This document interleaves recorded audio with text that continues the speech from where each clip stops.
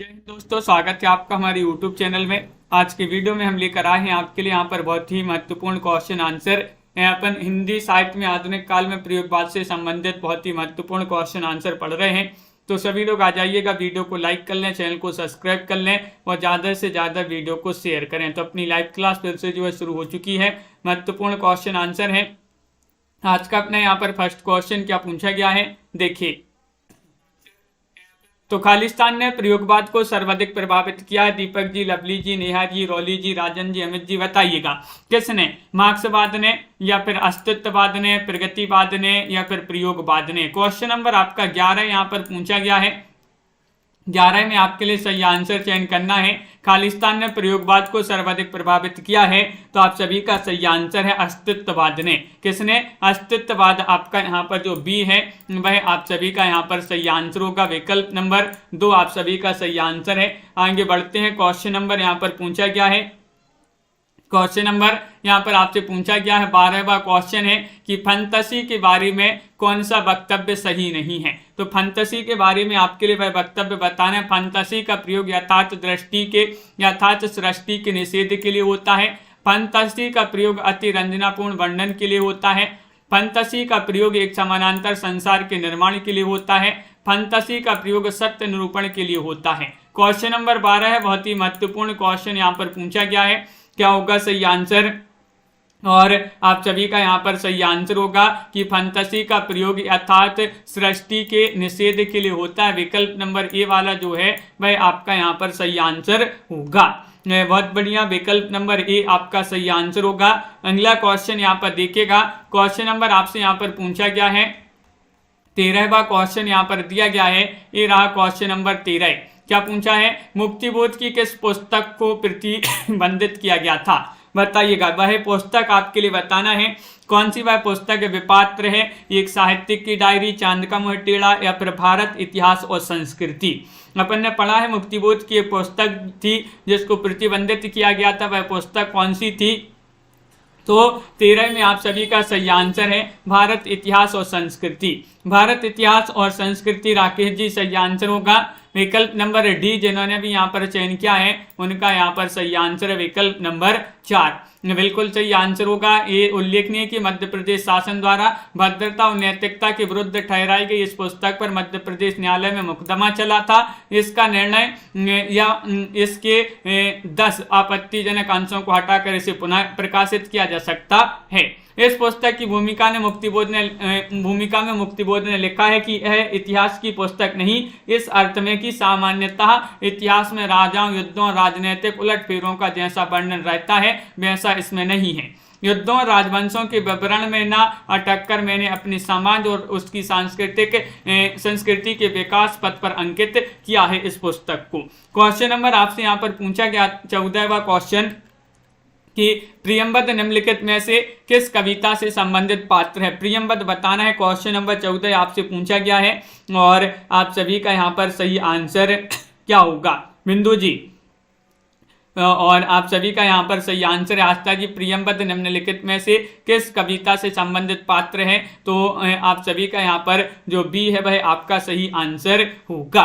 विकल्प number B आपका यहाँ पर सही आंसर होगा। बहुत बढ़िया। असाध्य वीणा, अज्ञे द्वारा रचित असाध्य वीणा का पात्र प्रियंबद है। यहाँ पर असाध्य वीणा लिखा है।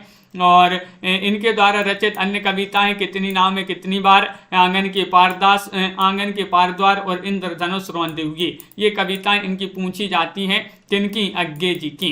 क्वेश्चन नंबर आपसे यहाँ पर पूछा गया है 15वां क्वेश्चन है, महत्वपूर्ण है। प्रयोगवाद अपने आप में इष्ट नहीं है वरन वह साधन है। यह कथन किस वाद से संबंधित है? प्रगतिवाद, छायावाद, यथार्थवाद, या फिर प्रयोगवाद? चयन कीजिएगा। क्वेश्चन नंबर 20 आपसे यहाँ पर पूछा गया है। महत्वपूर्ण क्वेश्चन दिया गया है कि प्रयोग अपने आप में इष्ट नहीं है वरन वह साधन है। यह कथन किस वाद से संबंधित है? तो आप सभी का सही आंसर है क्या सही आंसर? प्रयोगवाद। विकल्प नंबर डी आप सभी का यहाँ पर सही आंसर होगा। विकल्प नंबर 4 जिन्होंने भी चयन किया है उनका यहाँ पर सही आंसर है। प्रयोगवाद का आरंभ जो है सन 1943 ईस्वी में अज्ञे के संपादक में जो है प्रकाशित तार सप्तक से जो है प्रयोगवाद का आरंभ माना जाता है। तार सप्तक में 7 कवि जो हैं संग्रहित हैं। क्वेश्चन नंबर आपसे 16 यहाँ पर पूछा गया है कि एक दूसरे से भिन्न भिन्न नए विचारों एवं रचना शैलियों के जो 7 कवि प्रयोगवाद के कवि के रूप में प्रसिद्ध हुए, उनकी कविताओं के संग्रह का सही नाम था। सही नाम आपसे पूछा गया है पहला तार सप्तक, प्रथम तार सप्तक या फिर तार सप्तक। बताइए क्या होगा सही आंसर, चयन कीजिएगा। हाँ बिल्कुल लवली जी, वहां पर 15वां क्वेश्चन था। तो क्वेश्चन नंबर 16 में यहाँ पर क्या होगा सही आंसर, चयन कीजिए। महत्वपूर्ण क्वेश्चन यहाँ पर दिया गया है और 16 में आप सभी का सही आंसर होगा विकल्प नंबर सी आपका सही आंसर है, यानी सॉरी विकल्प नंबर डी आपका सही आंसर है, यानी कि तार सप्तक। ये वाला नाम आपका यहाँ पर सही होगा। देखिएगा तार सप्तक बोलते हैं इसको और इस प्रकार लिखते हैं। प्रथम तार सप्तक नहीं बोलते, इसके लिए सिर्फ तार सप्तक, फिर द्वितीय सप्तक, तृतीय सप्तक और चौथा सप्तक, इस प्रकार इन चारों सप्तकों को इस प्रकार लिखते हैं। और अगला क्वेश्चन यहाँ पर देखिएगा, क्वेश्चन नंबर आपसे यहाँ पर 17 पूछा गया है। प्रयोगवाद का जन्म छायावाद और किसकी रूढ़ियों की प्रतिक्रिया में हुआ था? बताइएगा, प्रतीकवाद, रीतिकाल, प्रगतिवाद या फिर भक्तिकाल। क्वेश्चन नंबर आपसे यहाँ पर 17 पूछा गया है और 17 में सही आंसर चयन करना है और आप सभी का नियाजी सही आंसर क्या होगा चयन कीजिएगा। प्रयोगवाद का जन्म छायावाद और किसकी रूढ़ियों की प्रतिक्रिया में हुआ था? तो विकल्प नंबर आपका सी यहाँ पर सही आंसर है, यानी कि प्रगतिवाद आपका यहाँ पर सही आंसर होगा। बहुत बढ़िया, विकल्प नंबर 3 जिन्होंने भी चयन किया है उनका सही आंसर होगा। अगला क्वेश्चन यहाँ पर देखिएगा, क्वेश्चन नंबर आपसे यहाँ पर क्या पूछा गया है, यहाँ पर 18वां क्वेश्चन है। भवानी प्रसाद मिश्र की कविताएं किस सप्तक में हैं? वह सप्तक आपके लिए यहाँ पर 18 में चयन करना है। पहला तार सप्तक, दूसरा सप्तक, तीसरा सप्तक या फिर चौथा सप्तक। 18 में चयन कीजिएगा, क्या होगा सही आंसर। भवानी प्रसाद मिश्र की कविताएं किस सप्तक में हैं, ये आपसे पूछा गया है और आप सभी का यहाँ पर सही आंसर होगा। क्या होगा सही आंसर? विकल्प नंबर बी, यानी कि दूसरे सप्तक में। दूसरे सप्तक में आपका सही आंसर होगा।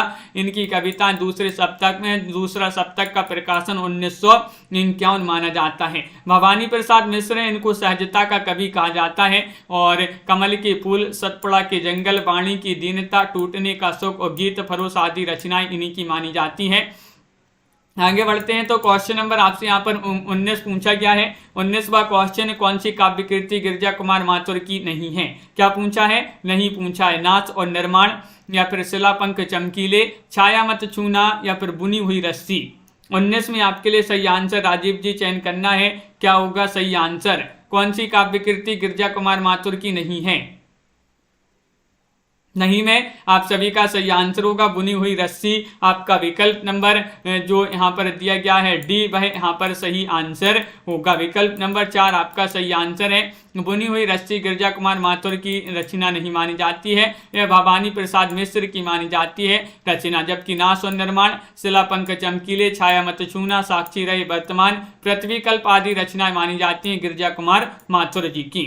क्वेश्चन नंबर आपसे यहाँ पर पूछा गया है, 20वां क्वेश्चन है, महत्वपूर्ण है। धर्मवीर भारती की काव्यकृति कनुप्रिया में किसका वर्णन है? बताइएगा। राधा के नवीन रूप में, सीता के दुख या मीरा या फिर यहाँ पर यह अगला विकल्प जो है गलत है। बताइए। क्वेश्चन नंबर आपका 20 पूछा गया है, धर्मवीर भारती की काव्यकृति कनुप्रिया और इसमें किसका वर्णन है, ये आपके लिए चयन करना है। तो राधा के नवीन रूप का वर्णन इसमें किया गया है। विकल्प नंबर 1 यहाँ पर जिन्होंने भी चयन किया है उनका यहाँ पर सही आंसर होगा। बहुत बढ़िया। अगला क्वेश्चन यहाँ पर दिया गया है। क्वेश्चन नंबर आपसे यहाँ पर पूछा गया 21वां क्वेश्चन है कि किसने 7 नए कवियों को लेकर 1943 में तार सप्तक नामक एक काव्य संग्रह प्रकाशित किया? 1943 में किया था, किसने प्रकाशित किया था ये चयन करना है। केदारनाथ से ने, अज्ञे ने, जगदीश गुप्त ने या फिर गिरिजा कुमार माथुर ने। 21 में आपके लिए सही आंसर चयन करना है। तो विकल्प नंबर आपका जो बी है भाई आपका सही आंसर होगा, यानी कि अज्ञे ने। किन्होंने? अज्ञे आपका यहाँ पर सही आंसर होगा। अज्ञे ने जो है 7 नए कवियों को लेकर 1943 में तार सप्तक नामक एक काव्य संग्रह प्रकाशित किया।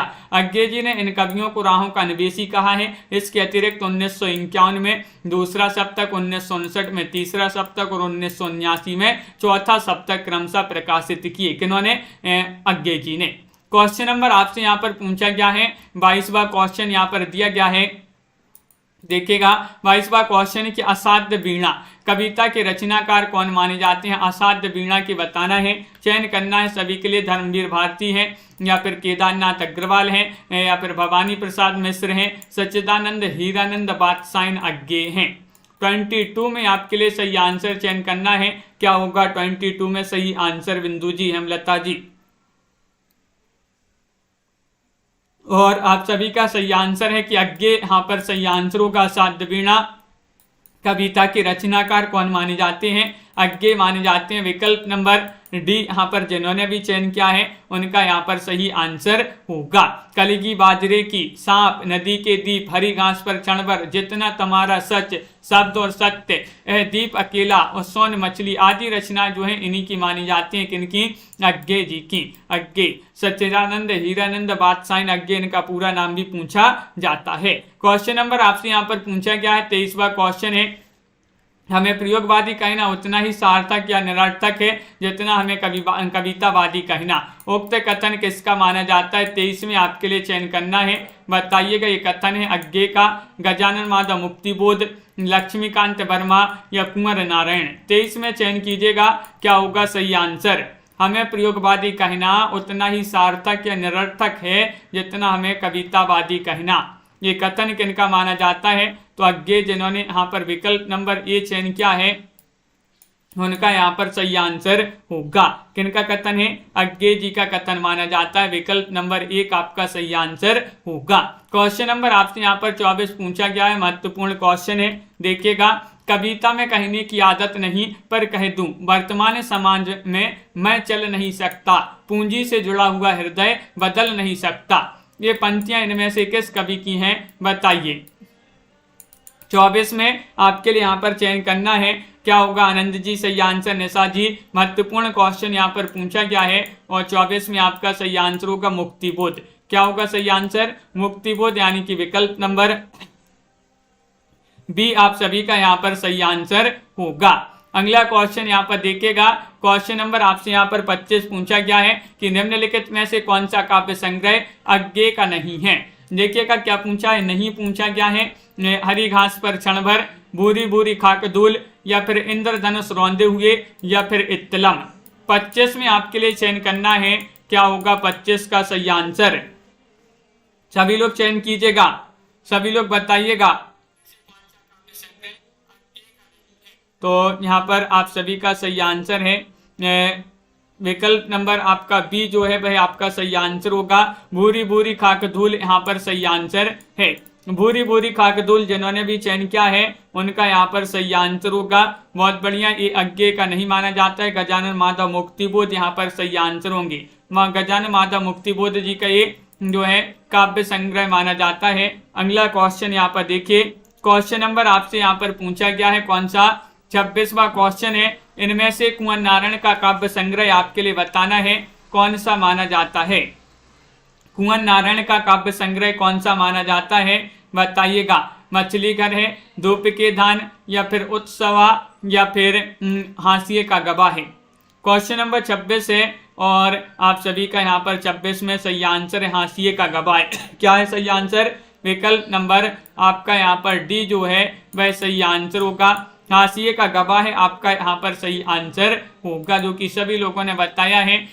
अगला क्वेश्चन यहाँ पर दिया गया है। क्वेश्चन नंबर आपसे 27 पूछा गया है। इनमें से कौन सी रचना धर्मवीर भारती की नहीं है, नहीं बताना है आपके लिए, बताइएगा। क्या होगा सही आंसर। नीतू जी एक बार रिफ्रेश कर लें। इनमें से कौन सी रचना धर्मवीर भारती की नहीं है। अंधायुग ये तो रचना मानी जाती है। कनुप्रिया ये भी इन्हीं की रचना मानी जाती है। ठंडा लोहा भी रचना धर्मवीर भारती की मानी जाती है। हरी घास पर क्षण भर, ये जो है हरी घास पर क्षण भर ये धर्मवीर भारती की रचना नहीं है। विकल्प नंबर डी आपका यहाँ पर सही आंसर होगा। बिल्कुल सही आंसर है विकल्प नंबर 4 जिन्होंने भी चयन किया है उनका यहाँ पर सही आंसर होगा। अगला क्वेश्चन यहाँ पर क्वेश्चन नंबर आपसे यहाँ पर 28 पूछा गया है। सन 1951 में प्रकाशित दूसरा सप्तक में कौन सी कवित्री शामिल थी, ये आपके लिए बताना है। वह कवित्री आपको चयन करना है, बताइए। अमृता भारती थी या फिर कीर्ति चौधरी थी, शकुंतला माथुर थी, सुमन राजे थी। क्या पूछा है? दूसरे सप्तक में पूछा है। दूसरा सप्तक कब प्रकाशित हुआ था? 1951 में। जिसके संपादक कौन थे? संपादक थे अज्ञे। और इसकी जो कवित्री मानी जाती है वह शकुंतला माथुर मानी जाती हैं। विकल्प नंबर आपका जो सी वाला है वह आपका यहाँ पर सही आंसर होगा, जो कि सभी लोगों ने यहाँ पर सही आंसर बताया। दूसरे सप्तक में शमशेर बहादुर सिंह, भवानी प्रसाद मिश्र, शकुंतला माथुर, हरिनारायण व्यास, नरेश मेहता, धर्मवीर भारती और रघुवीर सहाय, ये जो है दूसरे सप्तक के कवि माने जाते हैं। ये क्वेश्चन नंबर आपसे यहाँ पर पूछा गया है कौन सा? 29वां क्वेश्चन है कि रघुवीर सहाय की कृतियों का प्रकाशन वर्ष के अनुसार सही अनुक्रम बताना है।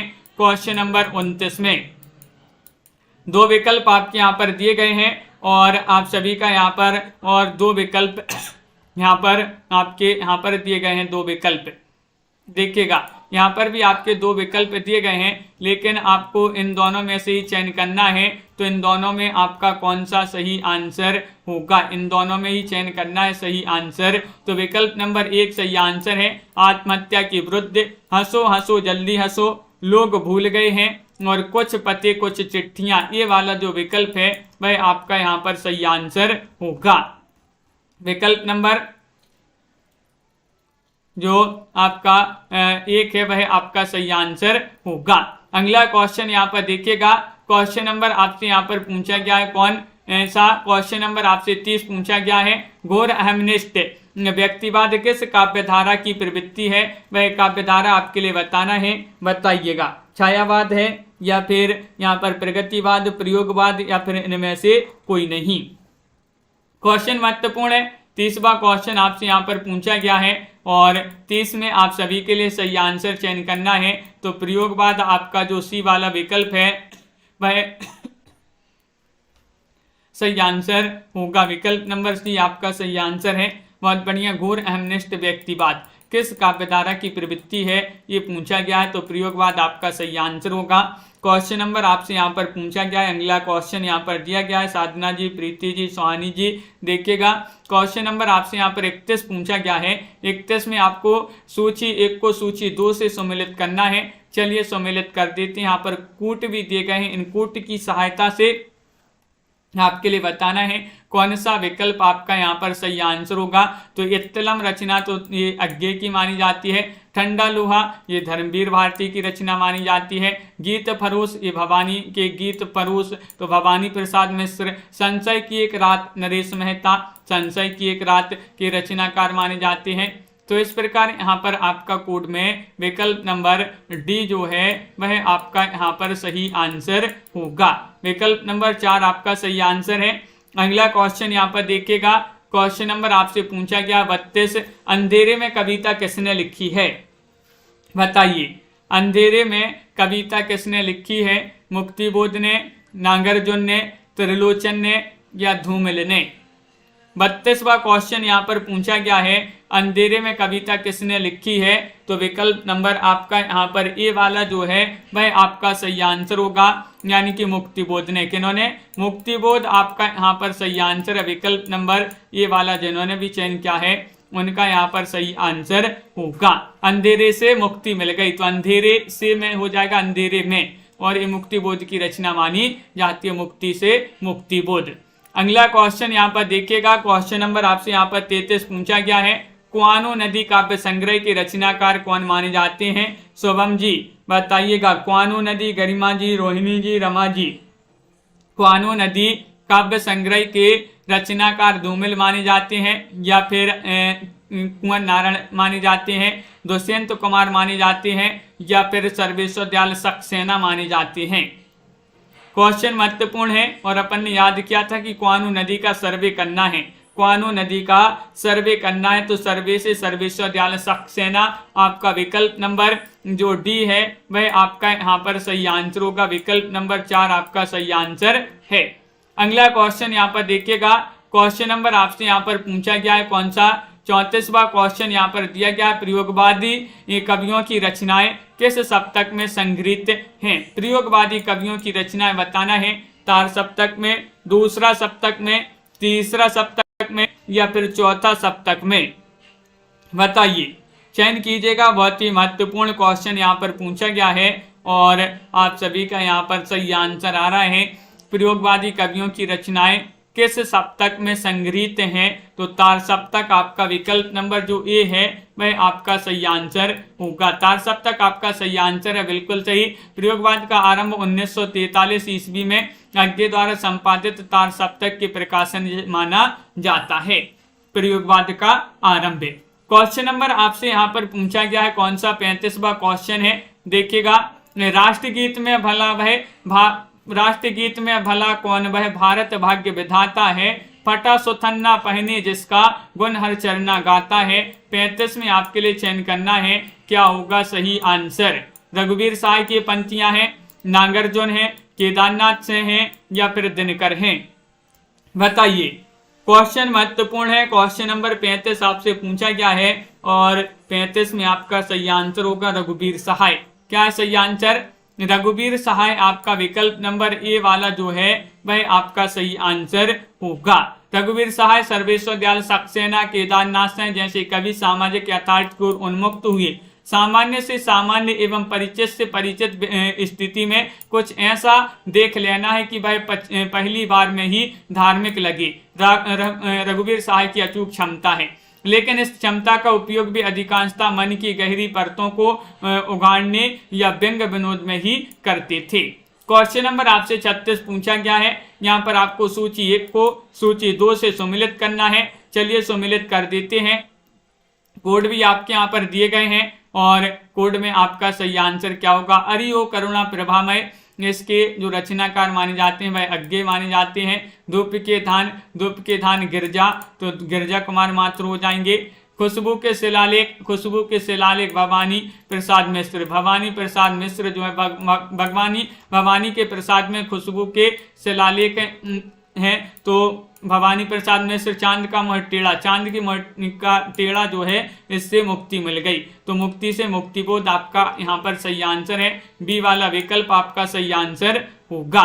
क्वेश्चन नंबर आपसे यहाँ पर पूछा गया है कौन सा, देखिएगा। यहाँ पर अगला क्वेश्चन पूछा गया है, 37वां क्वेश्चन दिया गया है, ये रहा। देखिए 37वां क्वेश्चन है, श्री संवेदनात्मक ज्ञान और ज्ञानात्मक संवेदन सूत्र के प्रयोक्ता कौन माने जाते हैं, बताइए। 37 में क्या होगा सही आंसर। रमेश कुंतल मेघ हैं, विजय देव नारायण शाही हैं, गजानन माधव मुक्तिबोध हैं या फिर मनोहर श्याम जोशी हैं। क्वेश्चन महत्वपूर्ण है। 37वां क्वेश्चन आपसे पूछा गया है, संवेदनात्मक ज्ञान और ज्ञानात्मक संवेदन सूत्र के प्रयोक्ता कौन माने जाते हैं, तो आप सभी का यहाँ पर सी वाला विकल्प सही आंसर है। गजानन माधव मुक्तिबोध कौन माने जाते हैं, गजानन माधव मुक्तिबोध आपका यहाँ पर सही आंसर होगा, जो कि सभी लोगों ने यहाँ पर सही आंसर चयन किया है, विकल्प नंबर सी। गजानन माधव मुक्तिबोध जो है प्रयोगवादी काव्यधारा के कवि और मानवतावादी आलोचक माने जाते हैं। क्वेश्चन नंबर आपसे यहाँ पर पूछा गया है, यहाँ पर दिया गया 38वां क्वेश्चन, रूपान्बरा बताना है, ये किसकी रचना है। रूपान्बरा बताना है अज्ञे की रचना है, मुक्ति बोध की रचना है, नेमिचंद्र जैन की रचना है, भारत भूषण अग्रवाल की रचना है। 38 में चयन कीजिएगा। 4 विकल्प आपके दिए गए हैं, क्या होगा सही आंसर। रूपान्बरा बताना है, रूपान्बरा किसकी रचना मानी जाती है, और आप सभी का यहाँ पर सही आंसर है अज्ञे की रचना है। क्योंकि अज्ञे आपका सही आंसर है, विकल्प नंबर 1। जिन्होंने भी यहाँ पर चयन किया है उनका यहाँ पर सही आंसर होगा। प्रयोग अज्ञे जो है प्रगतिवादी काव्यधारा से संबंधित थे, इनकी अन्य रचना प्रयोगवादी काव्यधारा से संबंधित इनकी रचना है आंगन के पारद्वार, इत्तलम और भग्नदूत। क्वेश्चन नंबर आपसे यहाँ पर 39 पूछा गया है, अंधा युग के लेखक कौन माने जाते हैं, बताइएगा। अंधा युग तो गिरजा कुमार माथुर हैं, धर्मवीर भारती हैं, मुक्तिबोध हैं या फिर इनमें से कोई नहीं। 39 में चयन कीजिएगा, क्या होगा सही आंसर 39 का। अंधा युग के लेखक कौन माने जाते हैं, और आप सभी का यहाँ पर सही आंसर आ रहा है कि धर्म के बिना अंधा है युग। धर्म के बिना अंधा है युग, तो युग से अंधा युग और धर्म से धर्मवीर भारती। इस प्रकार अपन याद कर सकते हैं, विकल्प नंबर बी जो है वह आपका यहाँ पर सही आंसर होगा। ये धर्मवीर भारती की रचना है। यह एक गीति नाट्य जो महाभारत के अंतिम दिनों के चित्र को प्रस्तुत करता है। Question number